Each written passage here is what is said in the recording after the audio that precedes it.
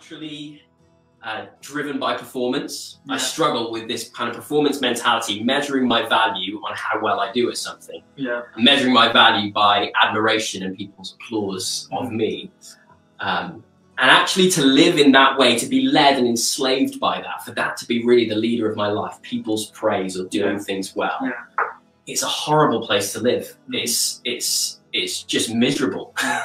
You can find so many reasons to beat yourself up. And yet, when I look to Jesus, this man who claims to have come from heaven to earth, God's son, to meet ordinary, broken human beings who struggle in all kinds of different ways, but to meet them in such a way through dying on the cross, the center of the story, to express to them God's unconditional love, to say to people like me, performers like me, oh, and it's not about your performance. It's not about whether you're good or bad. I know all your flaws and faults. I'm the God who created you, who knows everything about you. My love for you is based on more than whether you're doing well. That frees me to acknowledge, okay, I'm a sinner. The Bible would use the word broken, and yet God still loves me. That's the kind of leader I want to follow, a leader of unconditional commitment to the end, to die in my place.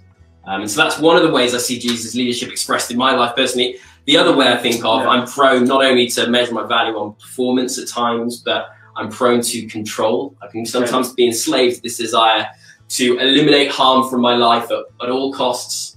And actually, where does that lead? That leads to anxiety, ultimately. If I let myself be led by that, to be the leader of my own life, you could say, that will lead to anxiety and to pain. And yet in Jesus, once again, in following him as my leader, I find a leader who says, you don't have to carry the weight of the world on your shoulders. You know, you don't have to fix coronavirus. You don't have to fix this thing in your life.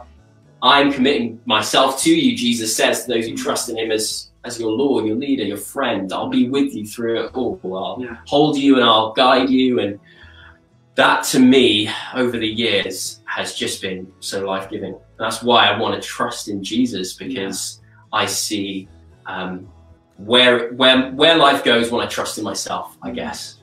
Miserable place. And yet when I trust in Jesus and live in a living relationship with him, which is the offer of this, the Bible we've been talking about, I find freedom, I find peace for my life.